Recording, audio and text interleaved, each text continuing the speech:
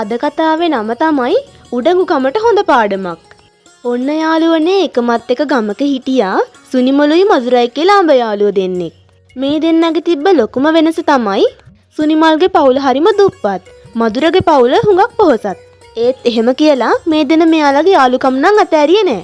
මේ දෙන්න හුඟක් සතුටින් සෙල්ලම් කර කර තමයි දවස ගත කරේ. ඉතින් මෙහෙම ටිකෙන් ටික කාලය ගත වුණා.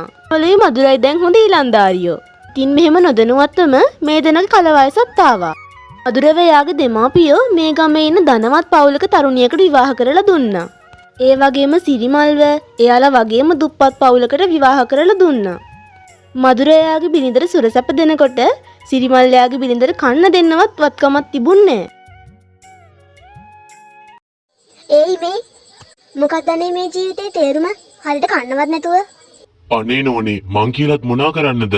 මට රස්සාවක්වත් තියෙනවෑ. ඉන්නකෝ මම මధుරගෙන් හරි කීයක් හරි ඉල්ලන් එන්න. ඉතින් මధుරගෙන් සල්ලි කීයක් හරි ඉල්ලගන්න හිතාගෙන සිරිමල් මధుරලගේ ගෙදරට යනවා. හැබැයි ඉතින් මధుර එයාගේ ධනෙන් අන්ධ වෙලා තමයි හිටියේ. පරණ යාළුකම් ගැන නම් මතක තිබුණේ නැහැ. මధుර කොහමද ඉතින් ජීවිතේ? මේ අපේ දුප්පත් සිනිමල්නේ. මොකෝ මේ පැත්තේ. අනේ මధుර මං ආවගෙන් කීයක් හරි ඉල්ල ගන්න. මේ දවස්වල අපේ අතේ සතේ නෑ. හරියපන් කෑමක් කටට රහට කප්පු කාලයක් මතක නෑ. ඔබ හිතන්නේ ඕන වෙලාවට සල්ලි මෙහෙන් ගන්න ඔබේ අම්මගේ අප්පගේ දීපල මේ තියනවා කියලාද? අනේ මధుරෝම කතා කරන්න එපා. අපි පොඩි කාලේ ඉඳන් යාළුවෝනේ. යාළුවෝ ඉස්සර මං දැන් උඹලා වගේ හිඟන්නු ආශ්‍රය කරන්නේ නෑ. ඵලයන් මේ හිඟා ගන්න නැතුව.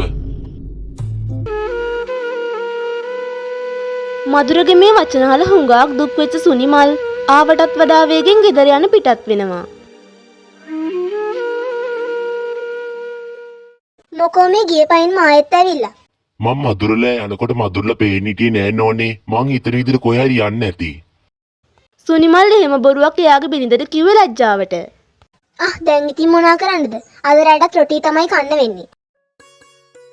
ඔන්න ඉතින් රාත්‍රියේ ගත වෙලා තවත් අලුත් දවසක් උදා වුණා. සුනිමල් උදෙන්ම නැගිට්ටා. සුනිමල්ගේ හිතේ ලොකු අදිෂ්ඨානයක් තිබ්බා මధుර වගේම පෝසත් වෙන්න. ඉතින් එයා හරක් ටිකක් දක්කගෙන කුඹුරට ගියා. ඉතින් ඔහු මහන්සියක් බලන්නේ නැතුව තනියම කුඹුරුවට පටන් ගත්තා. ඒ වගේම හැම හවස් වරුවකම කැලේට ගිහින් දර කපලා කඩවල් වලට දැම්මා. සුනිමල් මේ වැඩ කොටස වෙහෙස බලන්නේ නැතුව හැමදාම කරා. මේ අතරේ මధుර දෙමාපියෝ එයා වෙනුවෙන් ඉතුරු කරපු ධනය අනවශ්‍ය වැඩවලට වියදම් කරන්න පටන් ගත්තා. හැමදාම මෙහෙම සැප සම්පත් තියේ කියලා බලාපොරොත්තුෙන් මధుර රස්සාවක්වත් කරේ නැහැ. ඉතින් මෙහෙම කාලය ටික ටික ගත වෙනකොට සුනිමල්ගේ කුඹුරේ අස්වැන්න නෙරන කාලයත් උදා වුණා. සුනිමල් තමන්ගේ අස්වැන්න නෙරලා කාගෙන්වත් උදව්වක් නැතුව වෙළඳාම් කරන්න ගියා. ඒත් එක්කම වෙහෙස මහන්සියෙන් වැඩ කරපු නිසා සුනිමල්ගේ අතමිට සරු වුණා. සුනිමල්ගේ දුප්පත් පැල්පත විශාල නිවසක් දක්වා වර්ධනය වුණා. සුනිමල්ගේ බිරිඳ ඉන්නේ දැන් හුඟක් සතුටින්. මේ අතරේ මధుරගේ බොරු වියදම් නිසා එයාගේ ධනෙ නැත්තරම නැති වුණා. මధుරට රස්සාවකට යන්න හිතුණත් ඔහු රස්සාවක්වත් කරන්න දන්නේ නැහැ. පොඩි කාලේ ඉඳන් සැපටනේ හැදුනේ. මෙහෙම කාලය ටික ටික ගත වෙනකොට මధుර හිඟමනේටම වැටුණා. ඒ අතරේ සුනිමල් හුඟක් දුරට දියුණු වෙලා.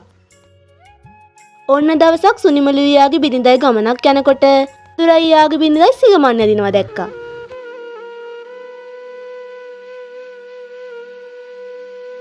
මේ මధుර නේද? ඒත් ඇයි ඔයාලා මේ පාරේ මොනවද කරන්නේ? අනේ සිරිමල් මට සමා වෙන්න. එදා ඔයාව ගෙදරින් එළවල මං කරගත්තේ ලොකු වැරද්දක්. ඒකට මට දඬුවම් ලැබුණා. මගේ හැම ධනයක්ම මට නැති වෙලා ගියා. අනේ ඔයා ගාව තියෙනවා නම් කන්න මොනවයි දෙන්න.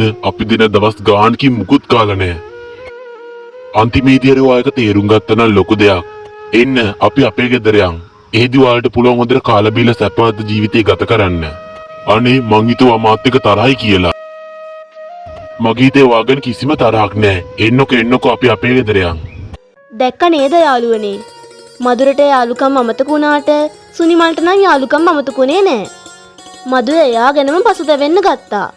මේ කතාවෙන් අපිට දෙන ආදර්ශය තමයි කවදාවත් යාළුකම් අමතක කරන්න හොඳ නැහැ. ඒ වගේම උත්සාහයෙන් වැඩ කරොත් අපිට කරන්න බැරි දෙයක්වත් නැහැ. මේ වගේ කතා දිගටම බලන්න කැමති නම් අපේ channel එක subscribe කරලා තියාගන්න. ඔයාලට සුබ දවසක්.